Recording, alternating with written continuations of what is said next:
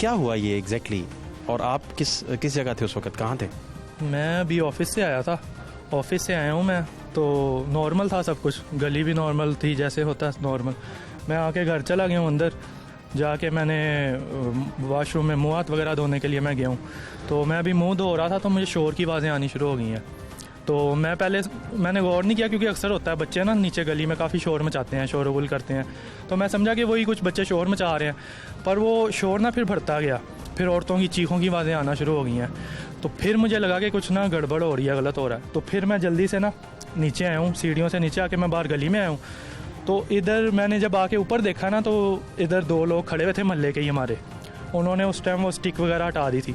तो वो कोई ना कॉल नहीं कर रहे थे डर के 15 या 1122 पे ना, कि लोग हमारी वहाँ समझ दिया कि हम पे ना कोई बात पड़ जाए, इस वजह से वो कॉल नहीं कर रहे थे। तो वो बंदा ऊपर से मुझे कहता कि कॉल करो फ़ौरन। तो मैंने कहा किसको, क्या हुआ? कहता करंट लगा है ऊपर। इतना उसने मुझे कहा, मैंने फ़ौरन भाग के गया हूँ, मोबाइल लाया हूँ, 1122 में मैंने कॉल की है। तो उनको मैंने बताया कि ऐसे ऐसे करंट लगा है, आप फ़ौरन भेजें ज़रा उनको। तो ये बात करके गली में फिर रश लगना शुरू हो गया, शोर हो गया था। उतनी देर में 1122 वाले आगे 5-7 मिनट में तकरीबन वो आए हैं, उनके साथ सारे हम भाग के ऊपर आए हैं।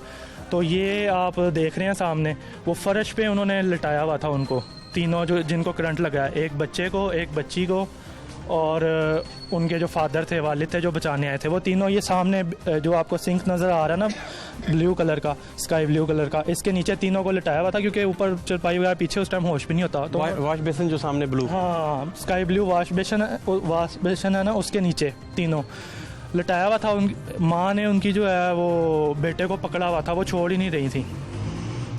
तो हम ऊपर आए, 1122 वाला भी हमारे साथ ऊपर आ गए हैं, रेस्क्यू वाले जो आए हैं। तो आके हमने देखा फर्श वगैरह गीला था, उस टाइम करंट डिस्कनेक्ट कर दिया गया था। उन्होंने वुड की स्टिक ला के ना बड़ी, वो मार के डिस्कनेक्ट कर दिया था। अब हमने देखा वो डेड बॉडीज़ को, तो बच्चे की, जैसे कि वो भाई ने भी बताया, बच्चे की हालत बहुत ख़राब थी। उसका आधा हाथ जो है ना, ये 2 उंगलियां और आधा हाथ ये उड़ चुका हुआ था, यानी राख बन गया था इतना। वो 11,000 kV का उसको करंट लगाया, बच्चे को उड़ गया था। और इसका सीना भी यहाँ से फट गया था, जैसे भाई ने बताया, इधर से फट चुका था सीना। वो लेटा था। बाप की हालत ये थी, उसकी टांगों से गोश्त उड़ गया था, टांगों से उसकी गोश्त उड़ चुका था, और वहाँ से नज़र आ रहा था सारा उड़ा हुआ। बच्ची तो है बज़ाहिर देखने में ठीक थी, पर वो उसमें हरकत कोई नहीं थी उस टाइम जब मैं आ गया हूँ। तो 1122 वाले उन्होंने फ़ौरन दिल को, उनके हार्ट को पंप करना शुरू कर दिया कि ये में भी चल पड़े या कुछ हो जाए।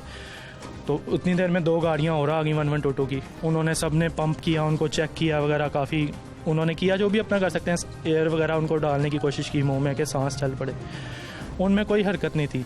बकौल जो बाकी हैं हमारे जो मोहल्ले वाले हैं, वो बताए थे कि जब हम ऊपर आए तो ये ना हिल रहे थे, तो हम इनको हाथ लगाते थे तो इनमें अर्थ फील हो रहा था, यानी करंट की फीलिंग आ रही थी। तो ये वो मीन्स उनका कहने का मतलब था ये ज़िंदा थे और सांसें थी, पर वो मेरा ख्याल है ज़िंदा नहीं थे। वो करंट शॉक इतना हैवी था उनकी बॉडी में, जिसकी वजह से उनकी बॉडी शेक हो रही थी। एसडीओ साहब को हम जी नंबर मिला रहे हैं, और शहरी कहते हैं कि हम रोज़ाना की बुनियाद पर कंप्लेन भी करते हैं, कॉल भी करते हैं। जी आशिक सैन साहब, अस्सलाम वालेकुम। सर क्या हाल है आपके? ये रावी रोड से मैं बोल रहा हूँ, जहाँ कल 3 शहादतें हुई, 3 लोग बेचारे वफात पा गए। तो मेरी आवाज़ आ रही है ना सर? तो ये चचा भी मेरे साथ हैं, जो कहते हैं कि मैं हफ्ता पहले भी कंप्लेन करता रहा, आप लोग कहते हैं आप अवेलेबल नहीं, कॉल करते रहते हैं।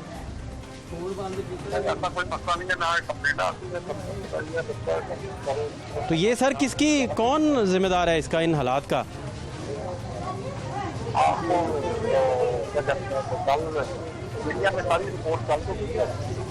नहीं, आप मैं ये पूछना चाह रहा हूँ कि कौन आपके ख्याल में रिस्पॉन्सिबल कौन है, अगर आपसे आपका ख्याल पूछा।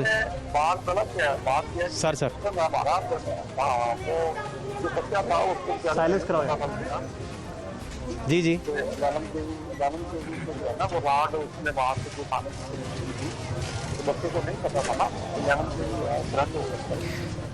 नहीं तो सर 11 kV की SOP सर क्या है, आपका कानून इस पे क्या कहता है?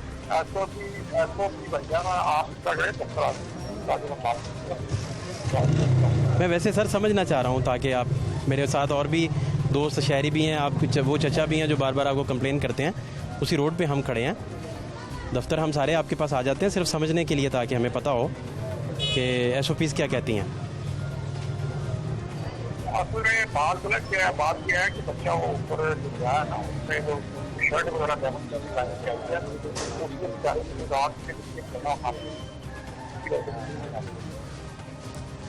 नहीं तो ये इसको सर कोटिंग इसकी होती है 11 kV वायर्स की, और ये वायर चेंज होती रहती हैं, फिर खंबे इधर गिरने वाले हुए हैं, इस तरह के भी हालात हैं। आप खुद देखते हैं, इधर से फिरते हैं, आप विज़िट भी करते हैं।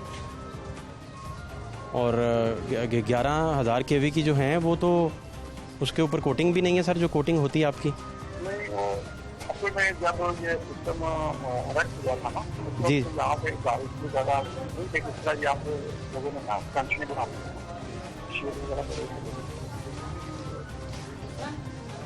तो वो छज्जे बनने की वजह से तारें सारी कंजस्टेड हो गई बड़ी, और वो बालकोनी से आप छू सकते हैं बच्चे, तो फिर जारी बात है बच्चों पे सारा दिन वालिदैन पैरा तो नहीं देते, इसलिए तो महकमों ने ख्याल करना होता है कि कोई ऐसी लाइन या कोई ऐसी। आप ये बताएं कि जब काम करता है उसका शेड बनाने से क्या आपको पता है कि वो डिस्टेंस कम हो जाता है? डिस्टेंस, हाँ जी, डिस्टेंस उससे बड़ा कम हो जाता है। तो अभी सर क्या ये कोई, मेरा ख्याल है कोई ये शहरी मिल के कोई पर्चा पुर्चा भी देने जा रहे हैं, कोई इस तरह की सिचुएशन है चलिए मैं बात क्या फरमा? करता हूँ क्यों सर, आवाज़ आ रही है? आप सुन पा रहे हैं? आवाज़ काट दिया जिन्होंने। अभी मुझे इतला मिली है कि जो बच्चों इस दुनिया में से अल्लाह को रुखसत हो गए हैं, वो अब आज उनकी वालदा को अटैक हुआ, वो भी यानी कि अल्लाह को प्यारी हो गई। इन्ना लिल्लाहि व इन्ना इलैहि। आप कह रहे हैं? जी जी, आज उनकी वालदा भी अल्लाह को प्यारी हो ये गई। जो उनकी घरवाली बची थी, या हाँ वो जी। बंदे की वालदा या उसकी बीवी बंदे की? बच्चों की माँ, बच्चों की माँ हो, इन्ना लिल्लाहि व इन्ना इलैहि राजिऊन। अल्लाह बच्चों की माँ भी चल बसी। चल बसी सर, अभी मुझे बहुत इतला जाहिर सी मिली बात है। बहुत बड़ा सानिया है उनकी फैमिली के लिए, तो एक कह लें कि उनका तो सब कुछ ही लुट गया, सब कुछ ही बर्बाद हो गया बेचारा। अल्लाह की रज़ा है। मोहल्लेदारों ने हमें बताया, इंडिपेंडेंट ज़राए से इसकी तस्दीक अभी नहीं हो सकी, लेकिन मोहल्लेदारों ने हमें बताया है कि 8 साल बेटा, 11 साल बेटी, और जो उनके हस्बैंड आसिफ अली वफ़ात पा चुके हैं कल के, आसिफ अली की बेगम यानी बच्चों की माँ भी इस अंदुनाक सानहे के बाद दिल का दौरा पड़ने से चल बसी हैं।